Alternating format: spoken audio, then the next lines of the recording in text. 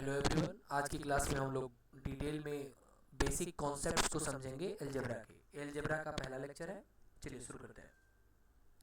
So what is algebra? Algebra mathematics का ऐसा branch है, अलजेब्रा मैथमेटिक्स का ऐसा ब्रांच है जिसमें हम लोग लेटर्स प्लस न्यूमरल्स को एक साथ पढ़ते हैं। इसका इंट्रोडक्शन सबसे पहले क्लास 6 में हुआ है, बट हम लोग एकदम बेसिक से लेके चलेंगे, क्लास 6 से लेकर 8 तक, और एटलीस्ट इतना समझ लेंगे क्लास 9 10 में दिक्कत ना हो। जैसे इसमें इस तरह क्वेश्चंस मिलेंगे कि ए में ए जोड़ने पर क्या आएगा। अब तक हम लोग पढ़े थे कि 1 में 1 जोड़ने पर 2 आएगा, लेकिन ये ए में ए जोड़ने पर क्या आएगा। और इसमें बेसिक कन्फ्यूजन इस तरह से रहता है कि अगर हम ए में ए जोड़ रहे हैं तो क्या आएगा, वो 2a आएगा कि 2a स्क्वायर आएगा कि क्या आएगा। तो इस तरह की कन्फ्यूजन को हम लोग इस चैप्टर में हम लोग बहुत ही अच्छे से डील करेंगे और कन्फ्यूजन को दूर करेंगे।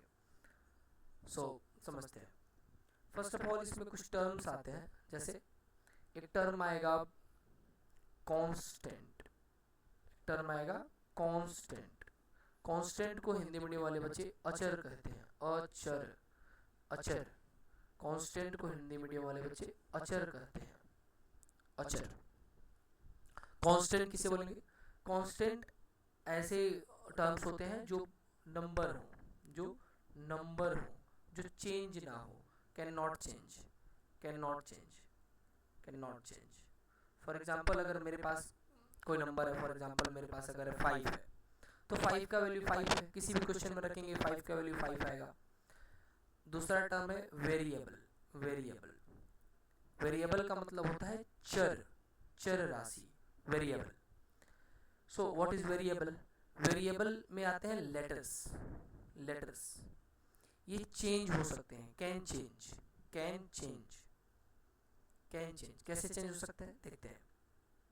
वेरिएबल की वैल्यू कैसे चेंज हो सकती है देखते हैं।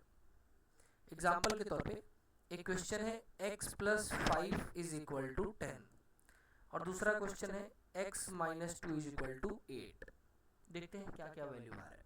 मैं जानता हूँ कि आप लोग को ये पता नहीं है, पर इतना बेसिक तो पता ही होगा कि इस साइड ये प्लस में है तो उधर जाएगा तो माइनस में होगा। देखते हैं कैसे करेंगे। इस साइड ये दिख रहा है 5 प्लस में है, जब इस साइड जाएगा तो माइनस में होगा। कैसे देखते हैं। x = ये 10, ये +5 है, इस साइड जाएगा तो -5 हो जाएगा, तो 10 - 5 दैट रिजल्ट इन 5।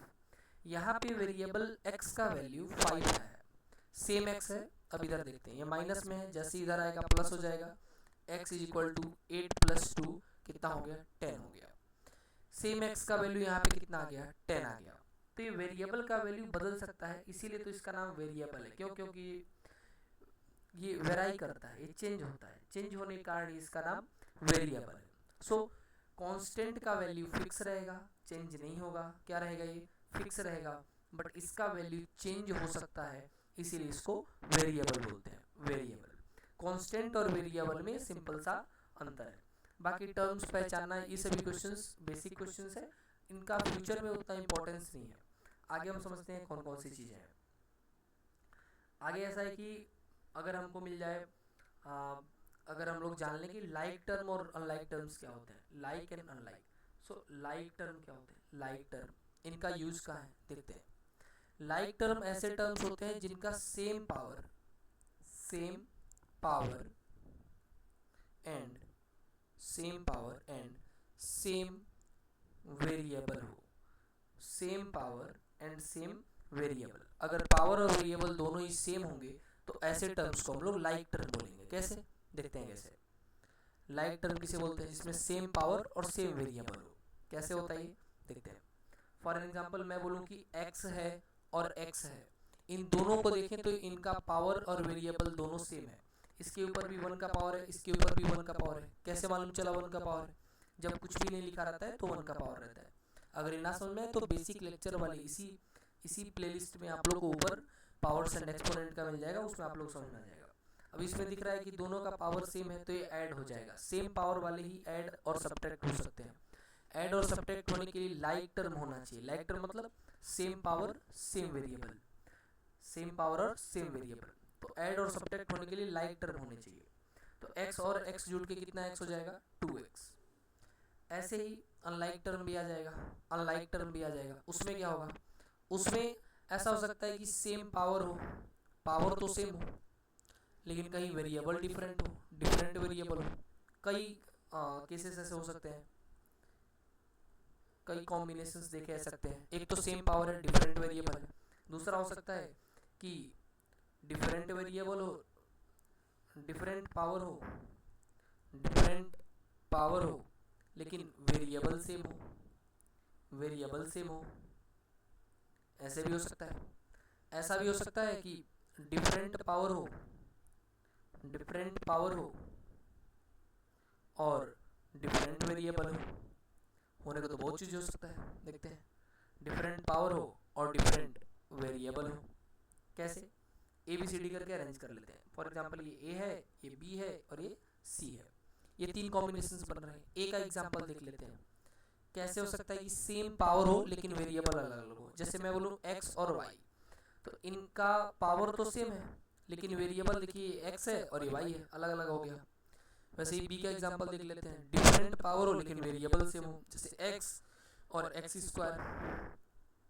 ये वेरिएबल तो सेम है, ये भी एक्स है, ये भी एक्स है, पर पावर अलग अलग है, पर पावर अलग अलग है। ऐसे ही ये भी हो सकता है कि सब कुछ अलग अलग हो, डिफरेंट पावर हो, डिफरेंट वेरिएबल हो, टोटली डिफरेंट हो एक दूसरे से। कैसे, डिफरेंट पावर डिफरेंट वेरिएबल वाला कैसे, देखते हैं इसे। ऐसा हो कि मैं बोलूँ कि x का स्क्वायर प्लस y का क्यूब, तो पावर भी अलग अलग है, इसमें 2 है, इसमें 3 है और वेरिएबल भी अलग अलग है। तो कई केसेस बन सकते हैं अलग अलग पावर का, अलग अलग वेरिएबल का। इसको भी बहुत ही ध्यान से याद रखेंगे कि लाइक टर्म किसको बोलते हैं, अनलाइक टर्म बोलते हैं किसको।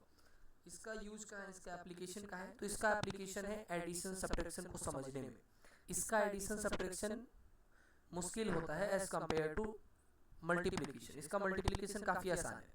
देखते हैं किसको कैसे करेंगे। थोड़ा कन्फ्यूजन होता है, बाकी कुछ मुश्किल तो नहीं है, थोड़ा सा कन्फ्यूजन होता है। कहाँ कन्फ्यूजन होता है, जैसे मैं बोलूँ कि एक क्वेश्चन है, इसमें हम लोग x प्लस एक्स जोड़ रहे हैं, तो x प्लस एक्स जोड़ने पे क्या आएगा और x plus x into x multiply करने पे क्या आएगा, इसमें थोड़ा कन्फ्यूजन हो जाता है।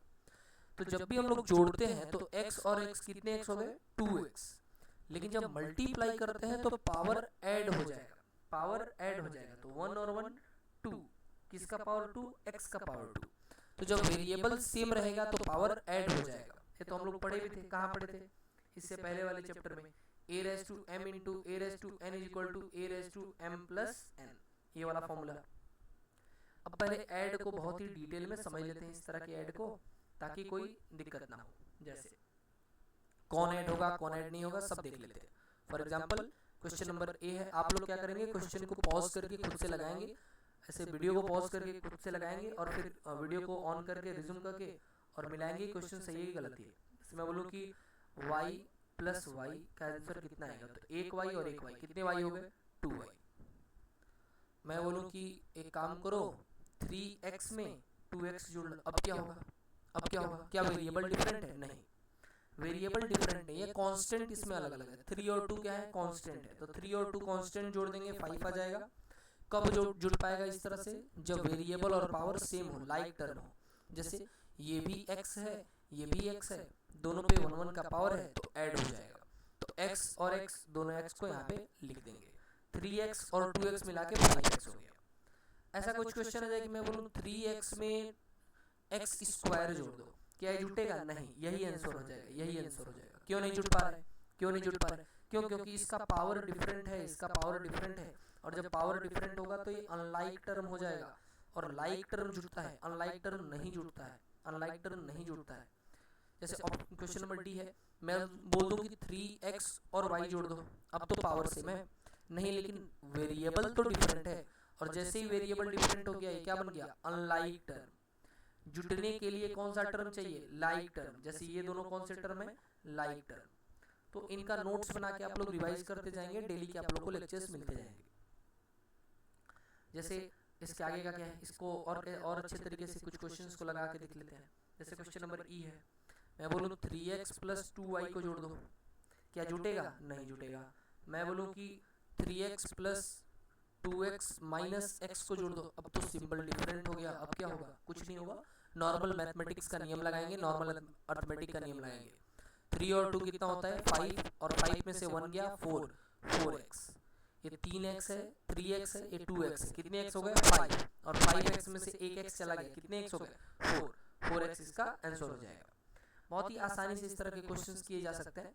बस एक बात का ख्याल रखेंगे कि जब लाइक टर्म रहेगा तभी ऐड होगा, लाइक टर्म ही जुटेगा, लाइक टर्म ही जुटेगा। ऐसा नहीं होगा कि आप लोग अनलाइक टर्म को जोड़ दें। अगर आप लोग अनलाइक टर्म को जोड़ रहे हैं तो क्वेश्चन गलती हो जाएगा, आप लोग ब्लंडर कर रहे हैं, वो भारी ब्लंडर है, भारी मिस्टेक हो गया। देखते हैं हम इसके इस तरह के क्वेश्चंस और देख लेते हैं, थोड़ा और इस तरह के क्वेश्चंस देख लेते हैं, थोड़ा और इस तरह के क्वेश्चंस देख लेते हैं।